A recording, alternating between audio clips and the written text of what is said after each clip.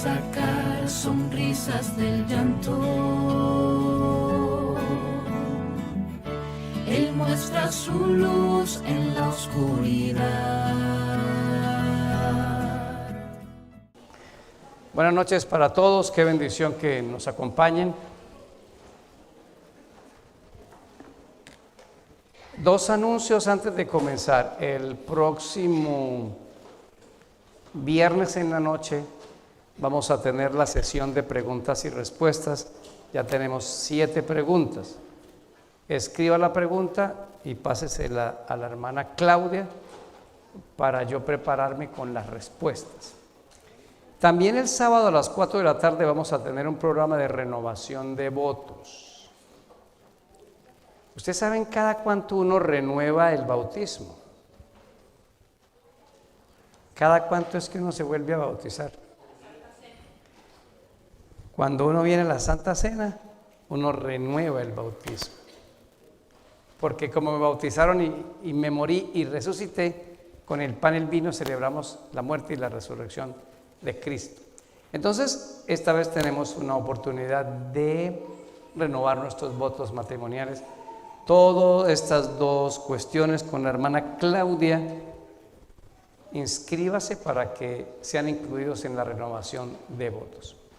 Vamos al libro de Deuteronomio capítulo número 6.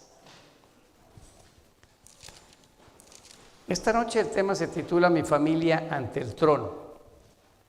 Vamos a revisar una orden que Dios dio a todo padre de familia en Israel y estudiar el capítulo 4 y el capítulo 5 del libro de Apocalipsis. El sacerdocio fue instituido oficialmente en el Sinaí con la tribu de Leví, pero eso no significa que no había sacerdocio antes de ese tiempo. ¿Ustedes recuerdan cómo Melquisedec es sacerdote y rey de Salem?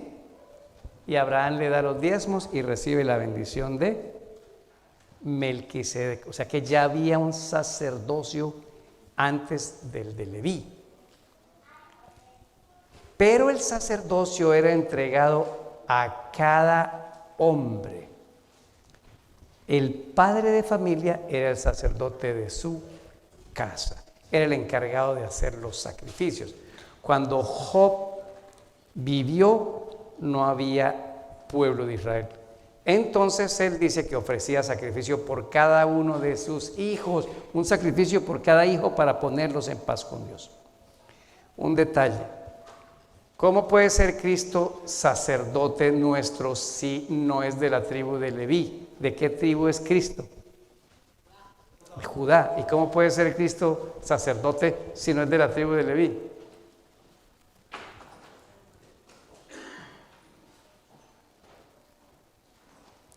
Si Cristo es sacerdote de la tribu de Leví, su representación queda incompleta. Gracias. Por eso en el libro de los Hebreos dice: tú eres sacerdote según el orden de Melquisedec. Porque Melquisedec era un rey que al mismo tiempo era sacerdote.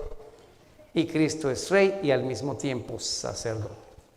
Ahora, en ese sacerdocio que cada padre de familia tenía que responder ante el Señor, esta era la orden para ellos. Deuteronomio capítulo 6, versículo número 2. Voy a leer desde el 1. Estos pues son los mandamientos, estatutos y decretos que Jehová nuestro Dios mandó que os enseñase, para que los pongáis por obra en la tierra a la cual pasáis vosotros para tomarla. Para que temas a Jehová tu Dios, guardando todos sus estatutos y sus mandamientos que yo te mando, tú, tu hijo, el hijo de tu hijo y todos los días de tu vida, para que tus días sean prolongados. Hay una orden. El guardar los mandamientos proporcionaba felicidad. ¿Por qué? Porque cualquier esfuerzo por guardar los mandamientos debe provenir de la misma gracia que me acerca a Cristo. Miren el esfuerzo para guardar los mandamientos. ¿Yo tengo que hacer un esfuerzo para guardar los mandamientos? Sí. ¿Cuál es el esfuerzo? No es un esfuerzo conductual, es un esfuerzo de intimidad. Tomar tiempo en el día para pasar con Cristo es un esfuerzo, ¿sí o no? El mayor esfuerzo del día, es el esfuerzo más importante del día. Tomamos tiempo para comer, para bañarnos, para trabajar, pero no tomamos el tiempo de estar con Cristo. Entonces ese esfuerzo hace que su gracia me enamore de Él y yo guarde los mandamientos, porque cuando guardamos los mandamientos, enamorados de Cristo, eso le proporciona a la gente paz, felicidad, armonía, y este mundo no estaría revolcado como hoy lo tenemos. Pero dice tú, tu hijo, el hijo de tu hijo y todas las generaciones. Ahora, ¿qué es lo que tienen que hacer? Versículo 3. Oye pues, oh Israel, y cuida de ponerlos por obra para que te vaya bien en la tierra, que fluye leche y miel, y se multipliquen como te ha dicho Jehová, el Dios de tus padres. Oye Israel, Jehová nuestro Dios, Jehová uno es. Es de aclarar que este uno no es de cantidad. ¿Ok? Nosotros en la Biblia tenemos varios términos que en español son uno y en hebreo o en griego son dos. Por ejemplo, vino. ¿Cómo sabemos cuándo es vino fermentado y cuándo no es fermentado? Uno se puede tomar un vinito. Cristo convirtió el agua en vino, ¿sí o no? Así que uno se puede tomar un vinito.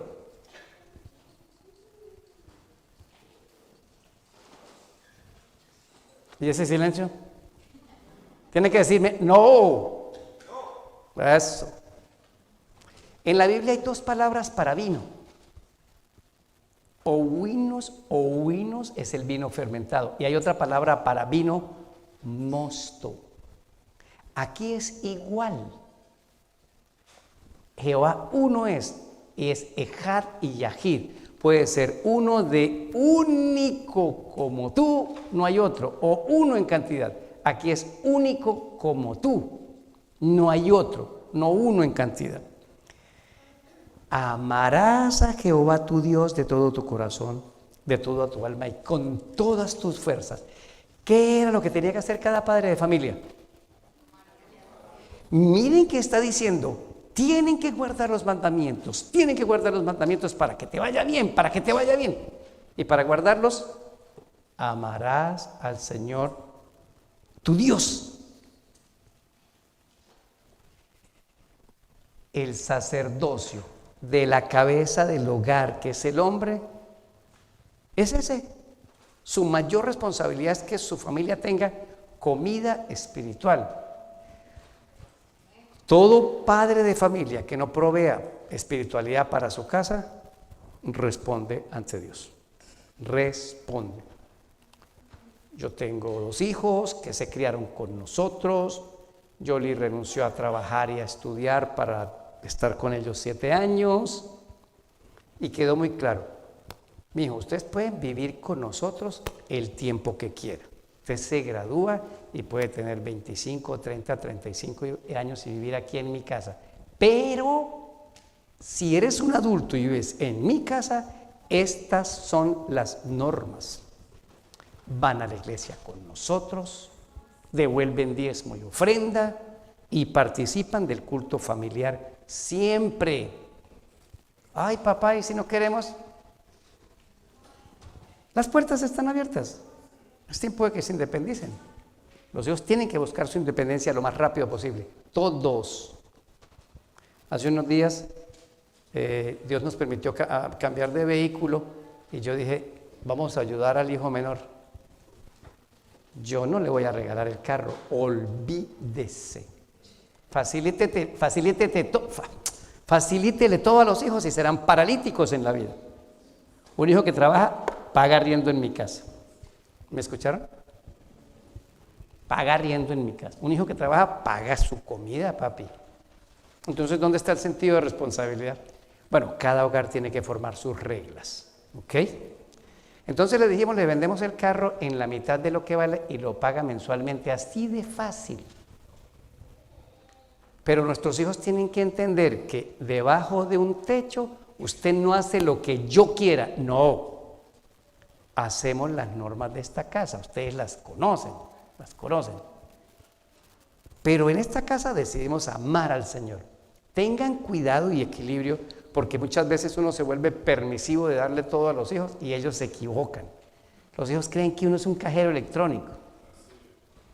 No, uno tiene que ser un proveedor, apoyador. ¿Y cuánto va a poner usted? ¿Cuánto? ¿Por qué? Es que yo puse con Yoli toda la plata de toda la vida.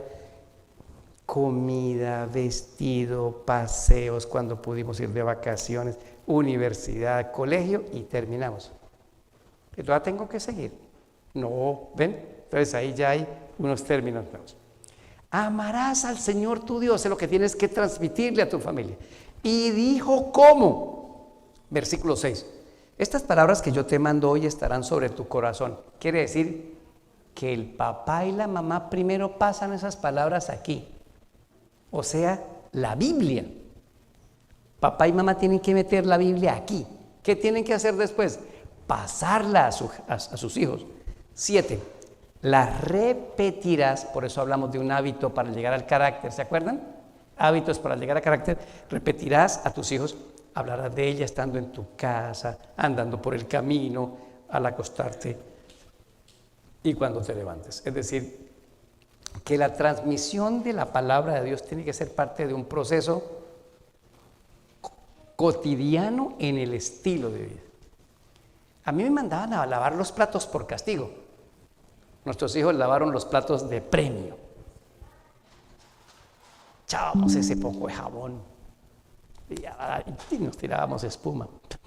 Y eso quedaba y después limpiábamos. Pero desde pequeños, cuando yo quiero lavar los platos, no porque me los parte. Claro, es un privilegio que te tienes que ganar. ¿Quieres lavar los platos? Bueno, hay que hacer el culto, hay que hacer esto.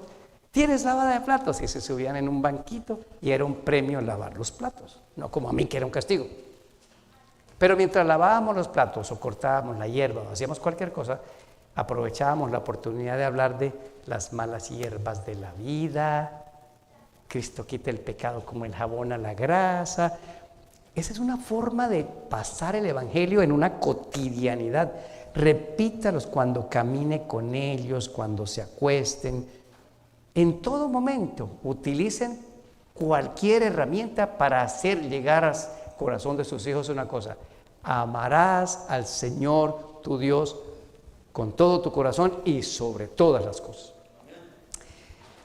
Por eso no solamente hay culto familiar y personal, hay una cotidianidad. En estos días nos vimos una película muy buena sobre violencia intrafamiliar. No me acuerdo el título. Pero estuvo buenísima. Y hablamos y volvimos a hablar y hablamos. Y ellos están muy adultos, 33 y 28 años. Pasamos en Guatemala el fin de año. Y otra vez recordando esas épocas. ¿Te acuerdas cuando nos lavabas el cerebro, mamá? Nos lavaste el cerebro. Por años uno no podía poner una musiquita. Esa música no es de Jesús. Y me la pagaban. Esa música no es de Jesús y no la escucho. La labor del padre y la madre es llevar a sus hijos y a la familia ante el trono. El culto con los niños es ir ante el trono. Venir a la iglesia es venir ante el trono. Es decir, la presencia de Dios. ¿Estamos claros con eso? Ahora, ¿qué hay en el trono?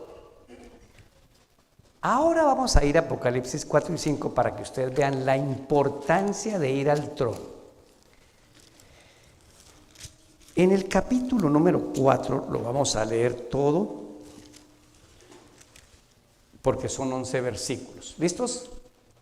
¿Qué es? Lo primero que ya vimos fue: el padre es el sacerdote y la mamá es su ayudante. Segundo punto, es un deber enseñarlos a amar a Dios.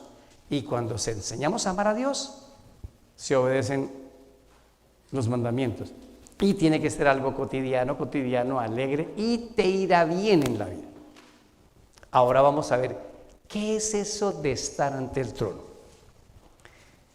En la lección de hoy que salió para mañana, hay un comentario ahí en el video que hoy envié de lecciones de la Biblia. Hay 3 visiones del trono muy dicientes: la de Ezequiel 1, la de Isaías 6 y la de Apocalipsis 4. ¿Por qué razón Dios arrancaba mostrando una visión del trono?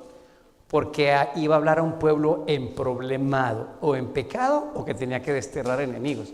Y una visión del trono daba confianza en el poder de Dios. Pero la gente siempre se asustaba con las imágenes del trono. Leemos. Después de esto miré y aquí una puerta abierta en el cielo. La primera voz que oí, como de trompeta, hablaba conmigo y dijo: sube acá y yo te mostraré las cosas que sucederán después de estas. Al instante yo estaba estaba en el espíritu, o sea, en una visión, y aquí un trono establecido. En otras versiones dice afirmado, un trono que no se puede mover, en el cielo y en el trono uno sentado. El aspecto del que estaba sentado era semejante a piedra de jaspe y de cornalina, y habían alrededor del trono un arco iris semejante en aspecto a la esmeralda.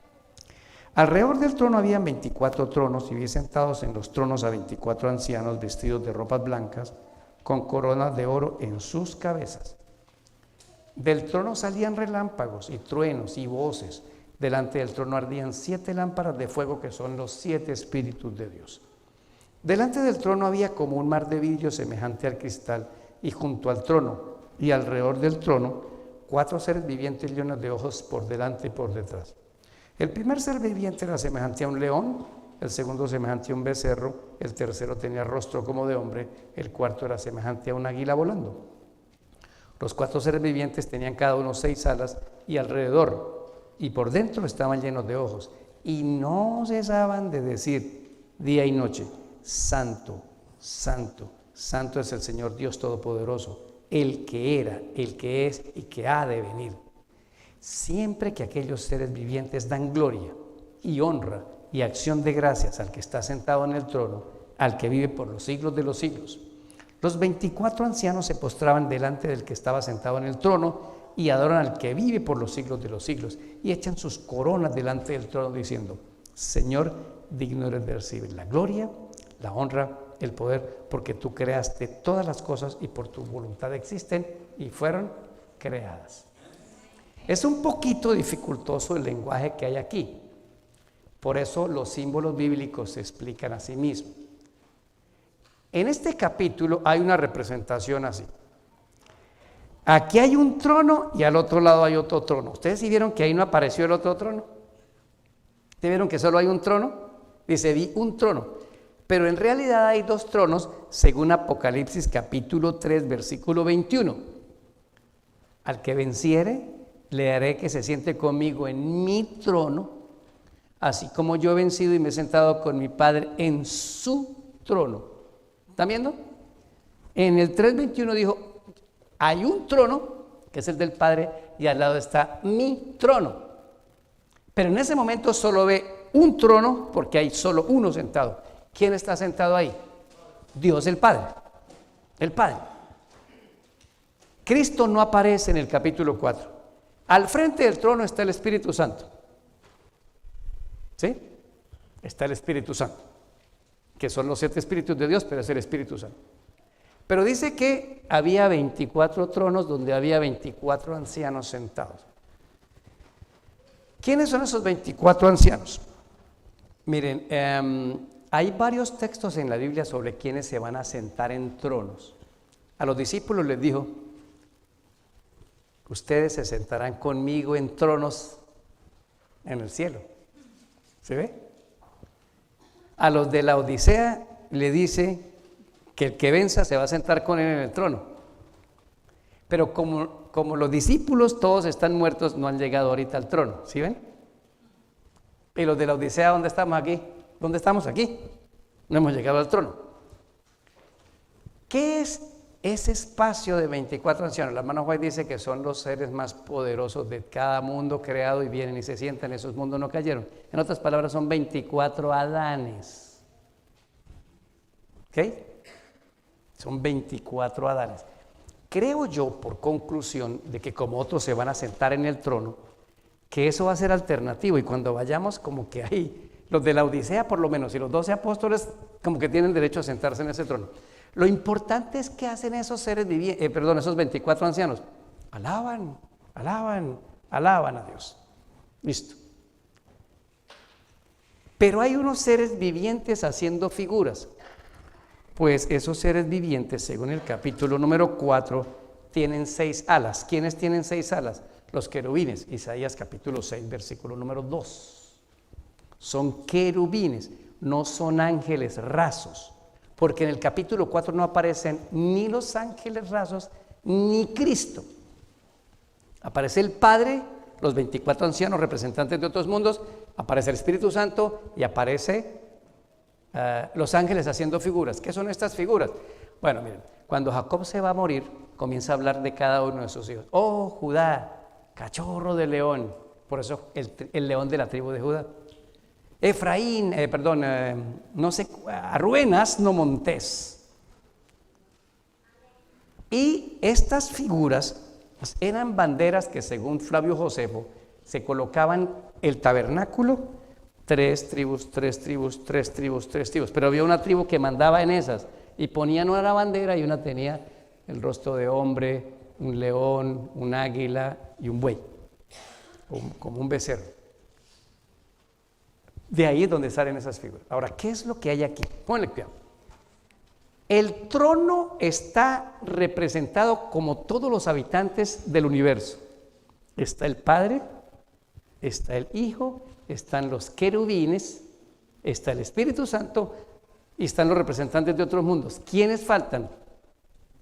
Los ángeles rasos, para que estén todos los habitantes del mundo. Falta Cristo, ¿y quiénes? Seres de esta tierra. No aparecen en el 4. ¿Estamos? ¿Estamos bien? Bueno. ¿Qué está haciendo toda esta gente? Alabando. Piensen en esta escena, pónganle cuidado. Allá está el Mar Rojo, allá vienen los egipcios, montañas por allá y montañas por allá. No podemos correr ni para allá, ni para allá, ni para allá, solo nos queda para adelante.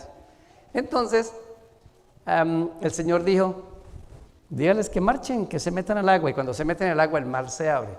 Esa es la forma más sencilla, según 2 de Corintios, de bautizar 2 millones de personas. Los pasó por debajo del mar. Dice que fueron bautizados en la nube y en el mar. Por eso cuando usted sale de Egipto, lo siguiente que tiene que hacer es pasar el mar por debajo. ¿Y cómo pasamos el mar por debajo?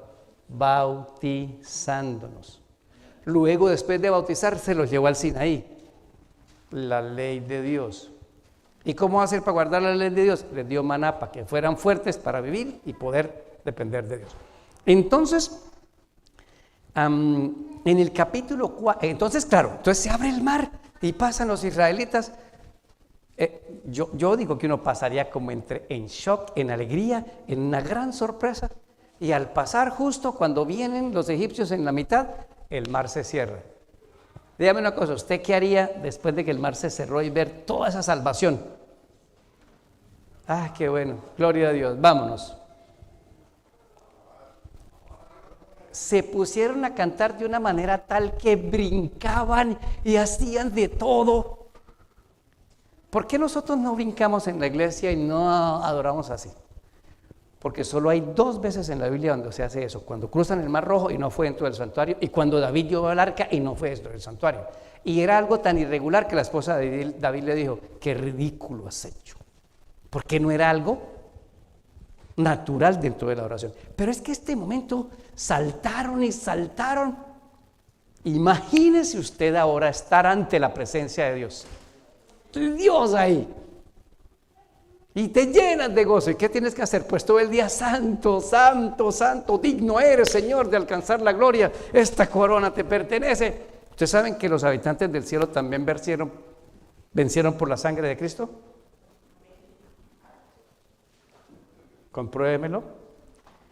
Los seres de otros mundos que no pecaron también vencieron por la sangre de Cristo. ¿Sí o no? Apocalipsis 12, oí un cántico en el cielo que decía: ha sido echado fuera el gran acusador de nuestros hermanos, que nos acusaba día y noche. Le han vencido por la sangre del Cordero. Se fue para la tierra, pobrecitos los de la tierra. Y dice que los del cielo vencieron con la sangre del cordero. ¿En qué sentido? Permanecieron fieles ante las acusaciones de Satanás y el día que Cristo muere dice, confirmado, el malo es Satanás. Las acusaciones de Satanás contra Dios eran falsas. Mire cómo mató al hijo, a nuestro general. Por eso ahí Satanás ya no puede volver a los concilios celestiales. Entonces, en el capítulo 4 está la adoración. ¿Vamos bien? Ahora, recuerden ustedes cuántos tronos hay en el cielo. 2 tronos, el del Padre y del Hijo. ¿Por qué el Espíritu Santo no tiene trono? Porque lo mandaron a trabajar. Lo mandaron a hacer la última parte. Es enviado a la tierra. Ahora vamos a leer el 5. ¿Quiénes faltan en la escena? ¿Quiénes faltan en la escena? Están los querubines, los representantes de otros mundos, está el Espíritu Santo y está el Padre. ¿Quiénes faltan? Cristo y los ángeles rasos y seres de esta tierra. Seres de esta tierra. Esos aparecen en el 5. Por eso la importancia de ir al trono, porque es que cuando llegaron al trono ocurrió un evento espectacular que la familia cristiana se lo está perdiendo. Yo no tengo tiempo para orar. Yo no tengo tiempo para leer la Biblia. Yo no tengo tiempo para las cosas de la iglesia. Es más, yo cuando voy en una carretera no tengo tiempo de parar nunca en 500 millas, parar a echar gasolina porque estoy muy ocupado manejando. Y eso es lo que le está pasando al ser humano. No tiene tiempo para entrar porque va muy deprisa y algún día se le acaba la gasolina. Y ahí es donde uno comienza a equivocarse y el diablo a separar las familias. ¿Por qué? Oiga, Señor, ¿por qué antes de tomar una decisión no echamos gasolina? ¿Por qué no echamos gasolina? A ver si lo vemos de otra forma.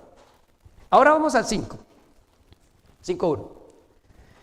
Vi en la mano derecha del que estaba sentado en el trono un libro escrito por dentro y por fuera, sellado con 7 sellos. Vi a un ángel fuerte que pregonaba a gran voz: ¿quién es digno de abrir el libro y de desatar sus sellos? Ninguno, ni en el cielo, ni en la tierra, ni debajo de la tierra, podía abrir el libro ni aun mirarlo. Yo lloraba mucho porque no se había hallado a ninguno digno de abrir el libro, ni de leerlo, ni de mirarlo. Uno de los ancianos me dijo: no llores, he aquí el león de la tribu de Judá, la raíz de David, ha vencido para abrir el libro y desatar sus sellos. Miré y vi en medio del trono y de los 4 seres vivientes y en medio de los ancianos que estaba de pie un cordero como inmolado, que tenía 7 cuernos y 7 ojos, los cuales son los 7 espíritus de Dios enviados por toda la tierra. Vino, tomó el libro de la mano derecha del que estaba sentado en el trono. Cuando hubo tomado el libro, los 4 seres vivientes, los 24 ancianos, se postraron delante del cordero. Todos tenían arpas y copas llenas de oro, llenas de incienso, que son las oraciones de los santos de la tierra. Es decir, que mientras esto sucede, hay gente orando en la tierra. ¿Sí lo vieron? Y cantan un cántico nuevo diciendo: digno eres de tomar el libro y de abrir sus sellos, porque tú fuiste inmolado, y con tu sangre nos has redimido para Dios de todo linaje, lengua y pueblo. Ya apareció Cristo, ¿sí lo vieron? ¿Cómo aparece? Un cordero como. ¿Qué significa como inmolado? Es vi a alguien, parecía un cordero, pero todavía se le veían heridas. Como inmolado, todavía se le veían heridas. Es decir, que es una imagen cerca de la muerte de Cristo. Ya apareció Cristo. Versículo 11. Miré y oí la voz de muchos ángeles alrededor del trono y de los seres vivientes y de los ancianos, y su número era de millones de millones. ¿Quiénes aparecieron ahora? Los ángeles. ¿Quiénes faltan? Seres de esta tierra. Muy bien. Ahora analicemos lo siguiente. Ese libro con 7 sellos es el resto del contenido del Apocalipsis. ¿Ok? Quitarle los sellos son los 7 sellos que se ven del caballo blanco, rojo, negro, amarillo, la gente que pregona debajo del altar, el gran terremoto y el silencio de media hora. El libro, el rollo, ¿qué es lo que tiene dentro? El resto de la información del Apocalipsis. Si no se abre, nosotros no tendríamos información de ley dominical, de la bestia 1, de la bestia 2, de la bestia 3, de esto, de aquello. No tendríamos ninguna información. Vendríamos a la iglesia y ¿qué va a pasar? ¿Cuándo viene Cristo? Pues hay señales por ahí. ¿Y qué sigue? No sabemos. ¿Y va a haber una persecución? No sabemos. ¿Y va a haber una gran persecución? No sabemos. ¿Quiénes van a estar vivos para cuando Cristo venga? No sabemos. ¿Ven la importancia de quitar los sellos y abrir el libro? Es el resto de la información del Apocalipsis. Pero ¿quién podía abrirlo? Alguien que ha vencido a través de la muerte y que lo ven como que todavía está herido. Y cuando Él viene y hace esto, se derrama el Espíritu Santo sobre la tierra. Dígame una cosa, ¿qué evento es este? Cristo como herido se presenta ante el Padre y después de eso se manda el Espíritu Santo a la tierra. ¿Qué momento es? Pentecostés. Pentecostés. Ahora, ¿dónde están los otros habitantes? ¿Por qué los habitantes de la tierra? ¿Por qué en el 4 no aparece Cristo? Cristo ha ascendido en el día 40 y durante 10 días sus discípulos en la tierra están orando. Hermanos, esta obra no la vamos a terminar sin el Espíritu Santo. Por eso la oración es mucho Espíritu Santo. ¿Cuál es la segunda petición? Mucho dinero. Y la última, ¿cuál es? Mucho tiempo para dedicarme a eso. Porque si yo tengo dinero que me entra y es suficiente y bastante, yo ya no necesito ir a trabajar tantos días. ¿Y qué voy a hacer esos días? Viajar, me compro un yate, me compro unas propiedades. ¿Sí ven cómo tenemos la mente no preparada para esa bendición? Si el Señor te diera $1.000.000, casi le aseguro que no sabríamos qué hacer. Yo no sé qué haría. Tenemos que tener claro qué haríamos. Esto no se va a poder terminar al ritmo que vamos. No se va a poder. La iglesia como institución tiene un plan bueno, maravilloso. Tiene solo un problema. Son muchas actividades que no conectan una con la otra y no unen a los diferentes departamentos. Por ejemplo, en el manual de iglesia, en la misma página, aparece la escuela sabática con ministerios personales y con el director de coordinador de interesados. ¿Por qué? Hacen lo mismo. La escuela sabática es la agencia ganadora de almas, pero ya no gana almas. La escuela sabática es el corazón de la iglesia, pero tiene infarto, todo el mundo llega tarde a la escuela sabática. Pero si empezamos a conectar de un orden lógico todas esas actividades y tuvieran secuencia y seguimiento, nosotros seríamos estratégicamente mucho mejores.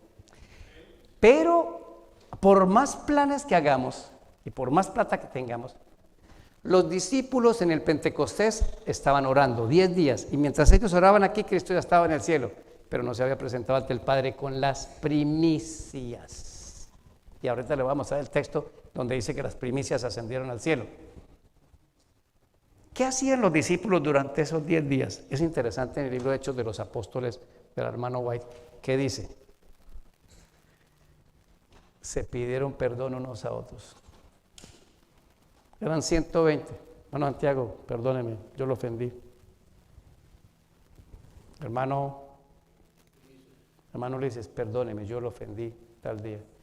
Y dice que empezaron a confesarse los pecados unos a otros públicamente y que hubo un reavivamiento y que se abrazaron y fueron uno. Cristo nunca va a trabajar con una iglesia que no esté unida. Jamás. No esperen bendición para una familia que se desune. Resquebraje su familia y pártala. Uy, hermano, usted renunció a la bendición de la unidad y le dio poder al diablo para que de ahí para adelante ya nosotros sabemos que son separaciones y divorcios, ¿sí o no? Eso no es nada bueno. Y los discípulos oraban y oraban. Entonces dice, ¿qué más hicieron? Estudiaron las profecías concernientes a la venida del Mesías y confirmaron que Cristo era el Mesías. Y lo tercero fue, hablaron de cómo iban a predicar el Evangelio.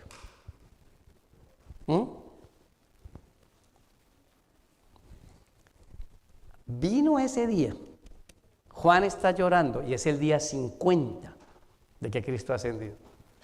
Pero dicen, no se preocupe, ahí viene el cordero que todavía parece herido, como inmolado. Tuve un problema con este párpado que comenzó a hacerse para abajo y a mí me cansaba leer y me dijo el cirujano, se lo levanto, y de una vez le levanto el otro. Oiga, tengo 7 meses y yo todavía me paso el dedito por acá para rascarme y todavía se siente después de 7 meses. ¿Qué será unos clavos metidos en mis manos, un lanzazo por aquí y un clavo o 2 abajo, no sé?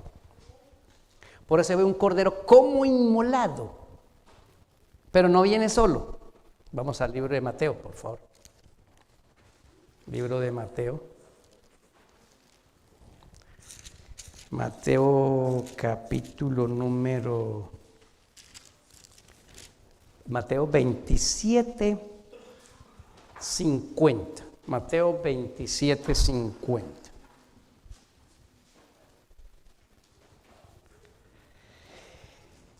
Mas Jesús, habiendo otra vez clamado a gran voz, entregó el aliento. El velo del templo se rasgó en 2 de arriba abajo, la tierra tembló y las rocas se partieron. Se abrieron los sepulcros y muchos cuerpos de santos que habían dormido se levantaron. Ahora, ¿se levantaron ese viernes con el terremoto? 53. Saliendo de los sepulcros después de la resurrección de él, vinieron a la santa ciudad y aparecieron a muchos. Quiere decir que cuando Cristo resucitó más gente con él, un buen número. Les voy a decir una sospecha que yo tengo, no tiene fundamento bíblico, no tiene fundamento, no tiene ningún fundamento. Pero yo digo, seguro que levantó a Juan el Bautista, un tipo que muere allá abandonado en una cárcel, solo. Cristo no lo visitó, mandó unos emisarios y le voy a preguntar, Juan, seguro que resucitaste el domingo en la mañana. Juan el Bautista, ahí me va a decir si sí o si mi sospecha es cierta. ¿No? Ahora, ¿qué pasó con esa gente? Esa gente se apareció y volvió y se murió. Dígame una cosa, ¿para qué resucita Cristo gente como Lázaro para que se vuelva a morir? ¿Qué pasó con esos resucitados? Denme un texto bíblico que demuestre que se fueron para el cielo. ¿Ah? No. La hermana White dice, pero hemos de aprender a defender la Biblia con la misma Biblia. Vamos a, creo que es 2 de Corintios 15. No, perdón, 1 de Corintios 15. Ya, aquí está, 1 de Corintios 15, 20. Miren el orden en el que se fueron para el cielo. 1 de Corintios 15, 20. Quiere decir que usted allá en Mateo 27, 57...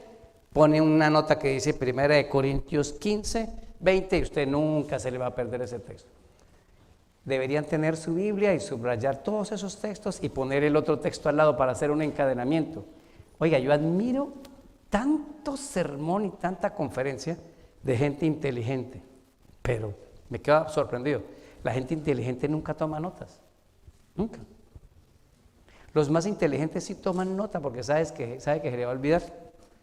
1 de Corintios 15, 20. Mas ahora Cristo ha resucitado de los muertos, primicias de los que durmieron es hecho. Porque por cuanto la muerte entró por un hombre, también por un hombre la resurrección de los muertos. Porque así como en Adán todos mueren, también en Cristo todos serán vivificados. ¿Y qué pasa después de ser vivificados? Pero cada uno en su debido orden. Cristo, las primicias, y luego los que son de Cristo en su venida. ¿Están viendo el orden de la ascensión? Cristo, las primicias, y luego ¿quién? Nosotros, los que resucitaremos en ocasión de la segunda venida y los que estén vivos. Entonces Cristo algo hizo, porque después de que Cristo en Apocalipsis capítulo número 5 desata los sellos y se acerca al Padre, en el versículo 6 dice: un cordero como inmolado que tenía 7 cuernos y 7 ojos, es decir, 7 cuernos es reino, el rey, es el rey por todo, para todos, y 7 ojos, los cuales son los 7 espíritus de Dios enviados por la tierra. Cuando Cristo llega al trono y vienen millones y millones de ángeles, ¿qué estaban haciendo esos millones y millones de ángeles que no estaban con Él? Preparando ese momento. Estaban con Cristo. Y esos son los ángeles que vinieron a recoger a Cristo. Y luego en el día 50 lo presentan allá, ahí está. Y las primicias llegan. Entonces se cumplió Pentecostés. ¿Por qué razón el Espíritu Santo es enviado a la tierra? Ojo a lo siguiente. Esto nos lo estamos perdiendo en el estoy tratando de explicar esto para que ustedes vean qué es ir ante el trono, qué pasa cuando uno va ante el trono. A orar, a cantar, a tener una comunión con Dios. El Espíritu Santo fue enviado sobre la tierra. ¿Pero por qué? Cuando un sacrificio en la tierra es hecho y es aceptado como perfecto en el cielo, Dios responde con fuego. Abel, ¿cuál es la evidencia de que a Abel le cayó fuego del cielo a su sacrificio y no al de Caín? ¿Ah? Por eso sí, pero ¿cuál es la evidencia de que sí fue fuego del cielo y no le metieron candela? Porque si Abel agarra un fósforo y prende el cordero, ¿qué hace Caín? Prende otro fósforo y le prende candela con paja a las frutas. ¿Cómo se dieron cuenta que había sido rechazado? Vino fuego del cielo. Elías en el monte Carmelo. Nada que cayó fuego sobre Baal. La hermana White tiene unos detalles impresionantes. Léanse el conflicto, léanse los libros de la hermana White. En Patriarcas y Profetas dice que el diablo intentó prenderle fuego a esos sacrificios de Baal y Dios lo detuvo. No pudieron, pero cuando ese sacrificio perfecto, Elías alaba a Dios, viene fuego del cielo. Pues resulta que el sacrificio perfecto en la tierra, todos esos, es el sacrificio de Cristo. Y cuando ese sacrificio es llevado al cielo y es aceptado, cayó fuego del cielo, el Espíritu Santo. Por eso eran lenguas de fuego. ¿Qué es lenguas? Idiomas. ¿Qué es fuego? El Espíritu Santo. Y entonces los ángeles cantan, todo el mundo empieza a cantar. 5:12 decían a gran voz: el cordero que fue inmolado es digno de tomar el poder, las riquezas, la sabiduría, la fortaleza, la honra, la gloria, la alabanza. Todo lo creado que está en el cielo y sobre la tierra y debajo de la tierra y del mar, y todas las cosas que hay en ellos, oigan, les oí decir: al que está sentado en el trono y al cordero sea la alabanza, la honra, la gloria y el poder por los siglos de los siglos. Los 4 seres vivientes decían amén. Los 24 ancianos se postraron sobre sus rostros y adoraron al que vive por los siglos de los siglos. Cuando se va al trono, Dios siempre acepta el sacrificio perfecto de Cristo para la familia. ¿Y qué le envía Dios a la familia? El fuego del cielo, el Espíritu Santo. Ahora, ¿ven lo que nos estamos perdiendo? No tengo tiempo para llevar mi familia ante el trono. Sí, hay que tener tiempo. Hay que tener tiempo.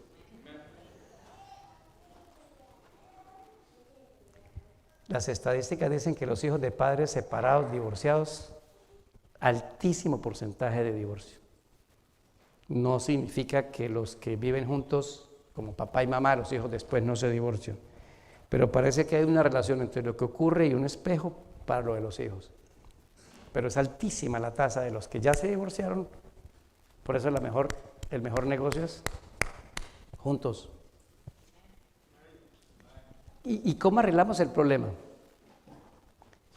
Vayan al trono. Mujer, el problema es usted. Ah, bueno, voy a ir al trono. Mi hijo, pero el problema es usted. Listo, voy a ir al trono. Y cuando desde el trono nos hablan y pedimos la misericordia de Dios y presentamos, por eso es que dice que había en el versículo número, en el capítulo 4, donde dice las oraciones de los santos. Bueno, yo sé que lo leímos en el 4, ¿se acuerdan?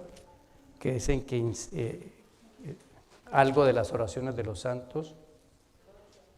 ¿El 8? No. Es 5:8, gracias. Cuando hubo tomado el libro, los 4 seres vivientes se postraron, todos tenían arpas y copas llenas de oro de incienso, que son las oraciones de los santos. Entonces, cuando tú llevas a la gente al trono, todas esas peticiones se presentan. ¿En virtud de quién? Del mérito, de la gracia, del Espíritu de Cristo. Entonces Dios te va a enviar el Espíritu Santo. No hay un problema que Dios no pueda resolver, pero este que tengo no es capaz de resolverlo. ¿Ven la lógica? ¿Ven la lógica? ¿Qué es lo que hay que hacer? Ir al trono, ir a Cristo, la familia. Cuando el Espíritu Santo viene a la iglesia, es porque ha venido a las personas. Y cuando el Espíritu Santo viene a las personas, es porque ha venido a las familias. Tenemos una iglesia diferente, poderosa, que se pide perdón y que aceptan la falta y se perdonan. Y que investigan más de Cristo y que nos ponemos a pensar, ¿cómo vamos a hacer para que 5 cuadras para allá, 5 para allá, 5 para allá y 5 para allá, toda esta gente quede informada de que hay un Cristo que viene? Informada. Después veremos qué hacen ellos con esa información.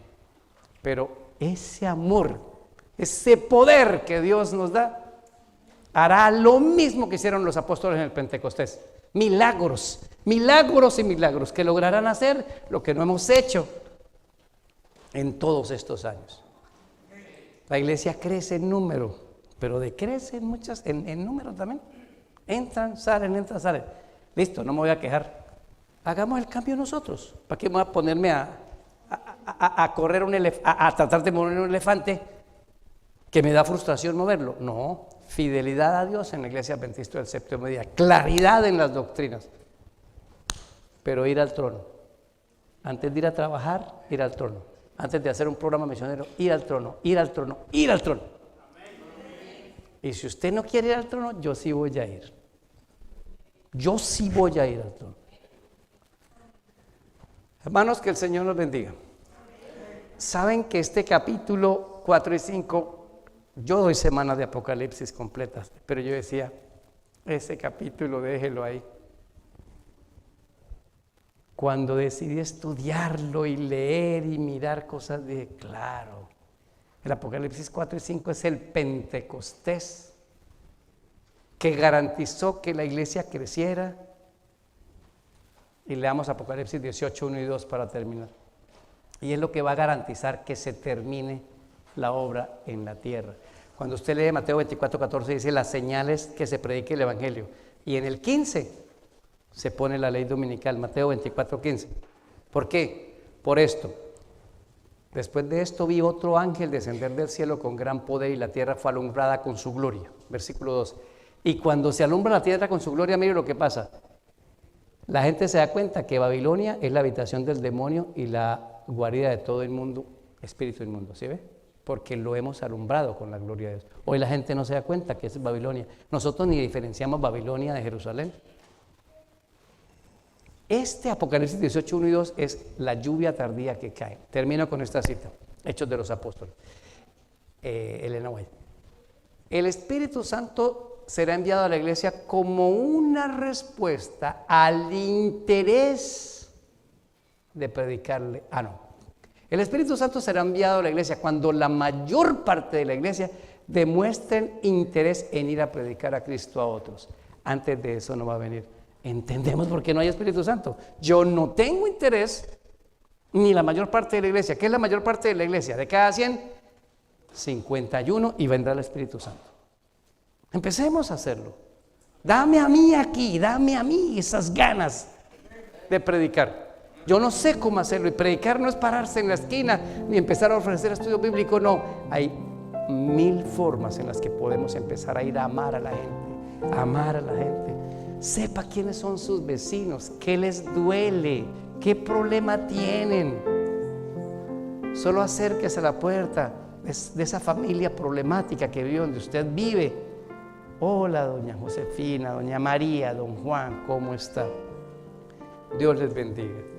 Yo estoy orando por su familia. No le diga más nada. Si tiene alguna petición, usted me dice, es que yo estoy orando por esa familia desordenada que tiene usted. No, estoy orando por usted. No ore por mí. Tranquila, ya se lo dije y se fue. Amemos la gente, pero sobre todo tenemos un desafío. Hay que ir ¿a dónde? Al trono. ¿Cada cuánto? Todos los días. ¿Cuántos quieren decirle, Señor, lléveme al trono cada día? Lléveme al trono cada día. Vamos a cantar el himno tema para finalizar y oraremos pidiendo al Señor porque esto sea una realidad.